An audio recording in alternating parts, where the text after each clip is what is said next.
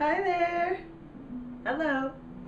Sensei Victoria Whitfield here from victoriawhitfield.com for your weekly love letter. And this week, Spirit inspired me to talk about something a little bit ironic, the problem of positive thinking. So I know that we've read all these books, you and I both, about positive thinking and positive expectation and raising your vibration, being happy and focusing on the highest vibration, allowing that to be your mental focus. But this week, Spirit said we need to talk about the problem of positive thinking, because all my love goes out to you in this moment, because so many of the people in our community of spiritual, sensitive, empathic,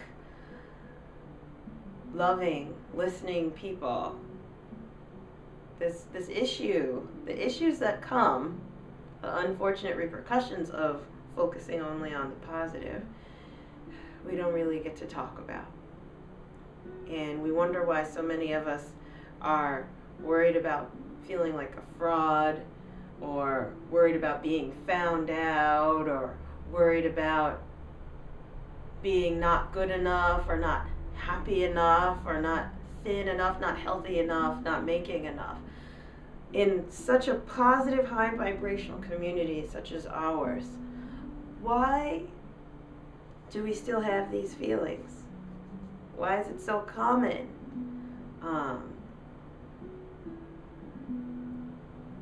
So I went into the energy, and specifically I spoke to one of my guides. If you're curious, one of my guides, out of many in the energy in particular, in spiritual reality, is Anubis. So he appears to me as like a very large, dark black dog, half man being. And he is my advisor. You know, he's my advisor and my protector. So I asked him, what are the problem? What is the problem, or the problems with positive thinking? What's coming through? Because I believe in positive thinking. Like, I'm an extremely positive and happy person. I'm all about my bubbles.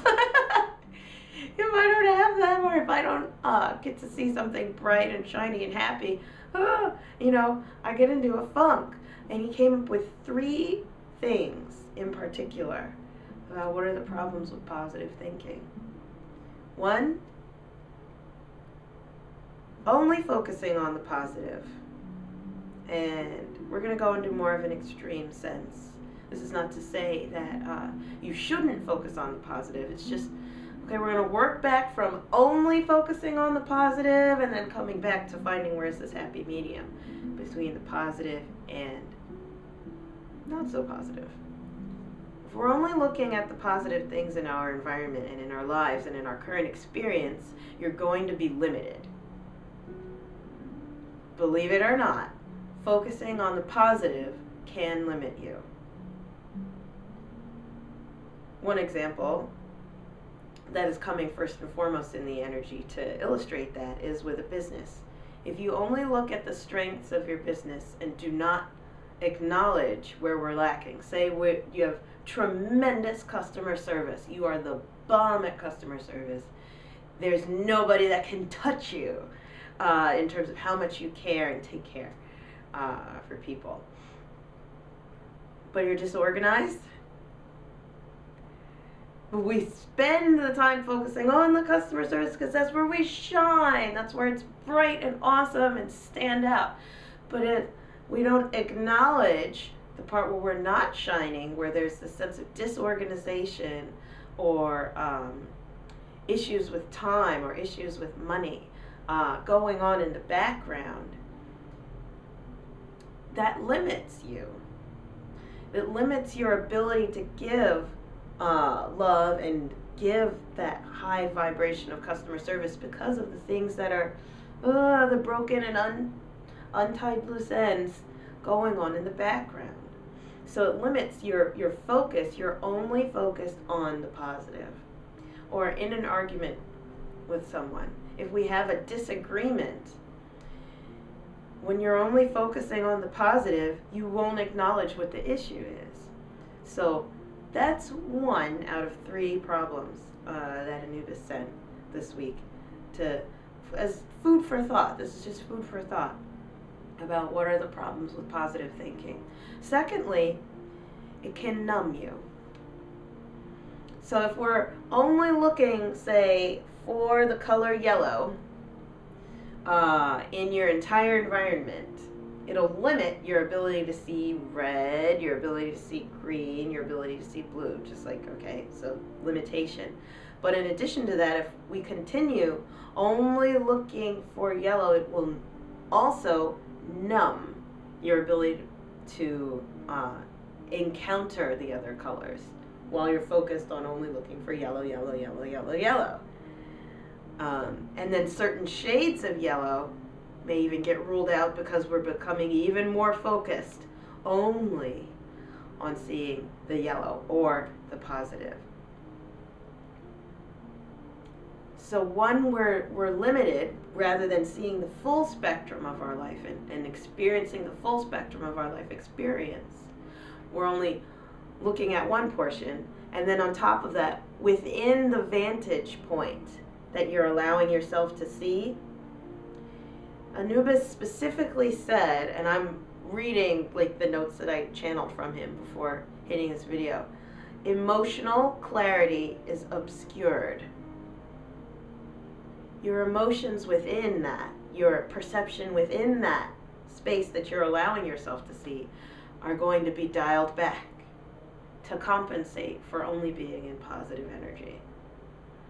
This is a very counterintuitive topic, especially for me. So that's why I had to call upon my guides when Spirit said this is what the topic is of this week.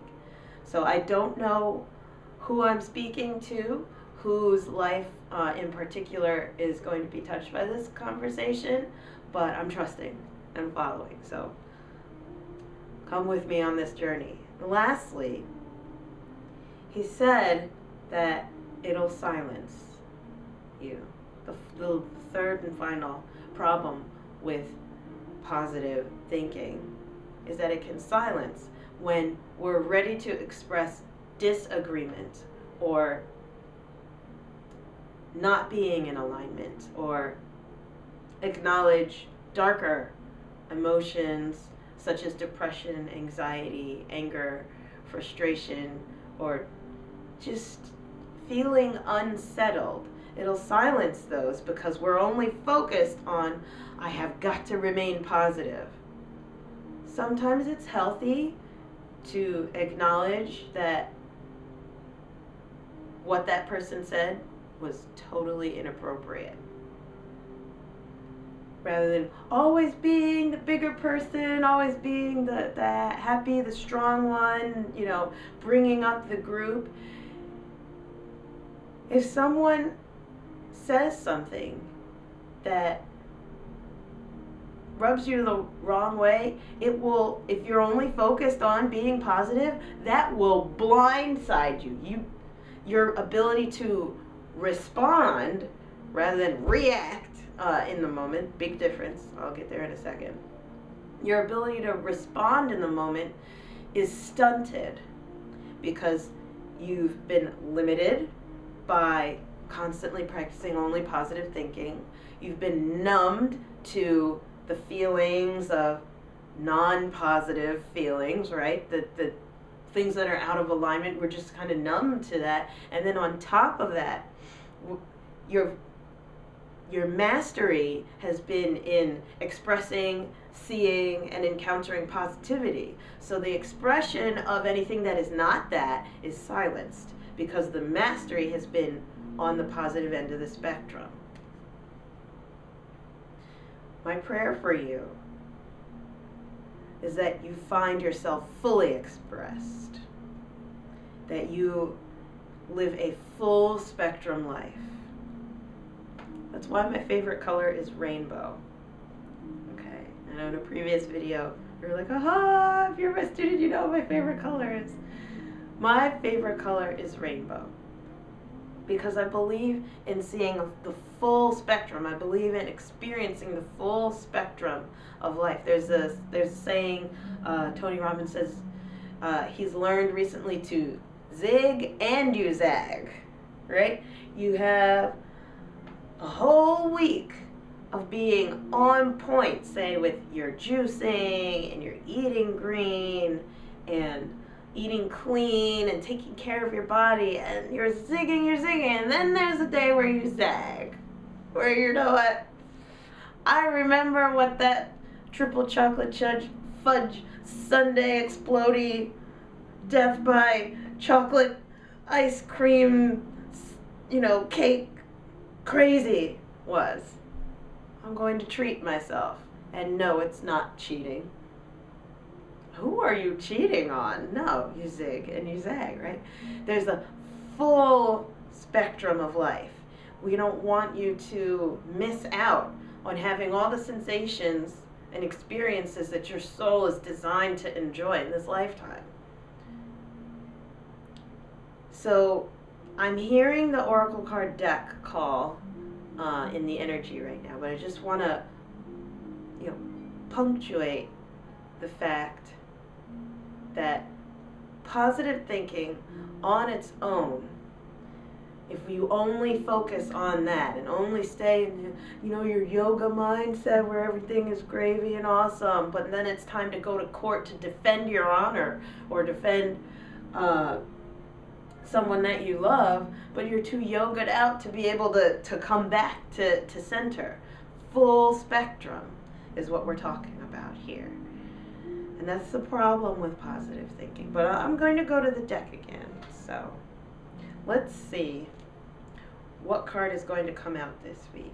So last week, Spirit said to us that from this point and forward, we're pulling cards on camera rather than doing it beforehand. So the Oracle card deck this week is Earth Magic by Stephen D. Farmer. That was the deck that spoke when I announced the topic to the dojo. That was the deck that came forward immediately and said, I got something for you. I'm like, okay, so let's find out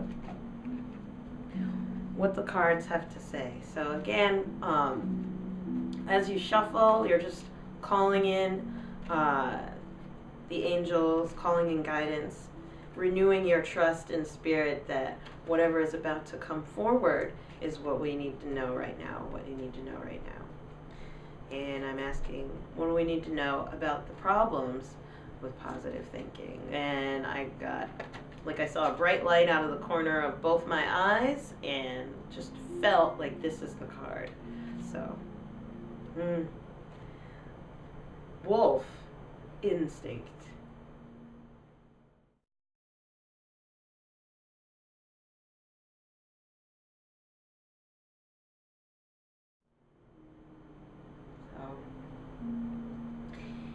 In the energy,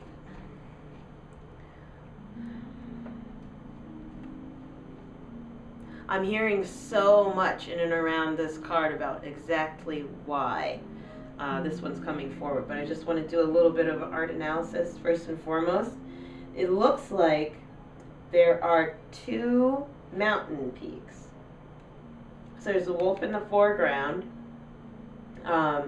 embodying us is what I'm hearing in the energy. This is you. On your path, this is an individual moment, this is the internal energy, the lone wolf. Focused and trying to stay on point, doing his best to survive in the wild and in the wilderness. This is you right now. But in the background, there are two peaks, or at least it looks like there are two peaks. One lower and one higher, and they are separated by a cloud that wraps around to really highlight the peak, and then above the higher one there's even another, well, there's a sky, but that's full of clouds back there. Just a moment, I'm hearing more coming through in the energy. So what these two peaks represent is how you see reality. At a first level, we're doing our best to be pointed, or focused rather, in staying positive, but there's always this kind of cap on how much positivity we're capable of gleaning, or experience, moreover, that we're capable of gleaning in the moment when we're focusing on the positive in any given environment. But that cap is not a hard cap, is what they're saying in the energy. It's more like a cloud. It's an illusion. There's so much more. This, like in the energy, I'm seeing an upside down iceberg, actually, is more of what this is supposed to communicate. Because once you pass through the illusion of there being a limit to how much you're capable of experiencing in this moment, there's more. There's a whole nother peak, a whole nother level that you're capable of opening up to when you begin to see your experience as full spectrum. You can retain the positive outlook while also acknowledging even more. There are nuances, and that's the summit of your experience. That's the height, when you're able to see and experience more of what's going on around you than just taking care of everybody else, or just complimenting everybody else, or just trying to make the best of this situation. You know what? Maybe this situation right now is just really crappy. And I'm happy. I'm a happy person.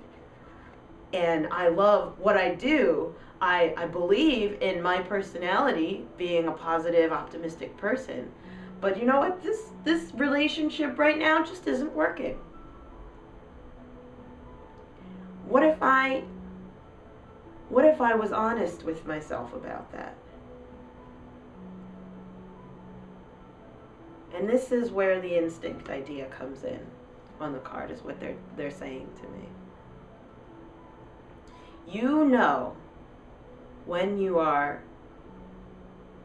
lying to yourself in the positive feelings or the positive focus that you're holding. You have to ask yourself, though, am I lying strategically? Right? Because there's one way where everything stinks, but it's a mindset shift that, okay, in the moment doesn't even seem real. Like, to believe that I'm capable of seeing past reality. I'm just going to lie to myself until I believe it. The outcome of that lying to yourself, I know that's a very harsh word, but bear with me through the cognitive dissonance. This is on purpose. When you're embracing that idea, it's toward an end that expands your energy, that expands your understanding, that opens you up to a new level. Versus, okay, I'm with this woman, you know, I'll be in the male position right now. I'm with this woman right now, and I know that she's a mess. I know that she's not the right person for me, but I'm going to make the best of this situation because I don't want to be alone. I don't want to fail like I did before. So I've got to hold on, or ladies, I've got to hold on to this guy and expect the best no matter what, because I don't want to fail like my parents did, or I don't want to fail like my first marriage did, or I don't want to fail like my previous relationship did. So I'm going to stay here, I'm going to expect the best, I'm going to hold this person in the brightest light and only see the best things about them. I'll overlook the fact that they don't, you know, take the dog for a walk, or don't do the dishes when I ask them, or I'll overlook the fact that they never bought me flowers. I'll overlook the fact that she always expects me to buy or pay for her whenever we go out, even though she knows I'm looking for work and I really don't have enough money for this. I'm not made of money. I'm not a money tree. I'm a man. I don't know who I'm channeling for right now, but whoa! Instinctually,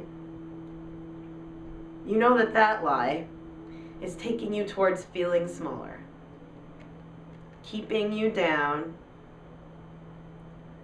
making you just skate by, or look good, or look squeaky clean.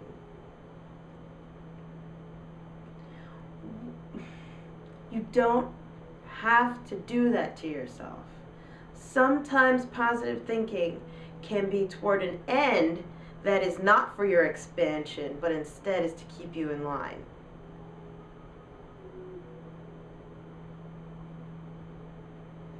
That right there is for someone out there. Reevaluate the ideas that you're married to. Use your instincts and trust them. If you feel like you're being inauthentic to who you are,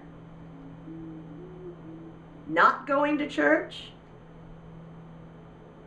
then just, because I'm focused on doing my mantras or whatever,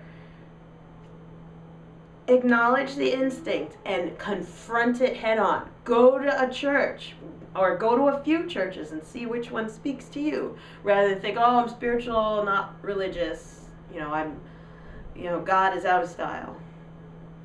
Or because one person was a hypocrite in church years and years ago, I'm not going to do it, because there is no hope for the future. God is so small that I cannot find him wherever I go, or her, or them, or me, wherever I go. No, I cannot go to a church. It's like garlic to a vampire.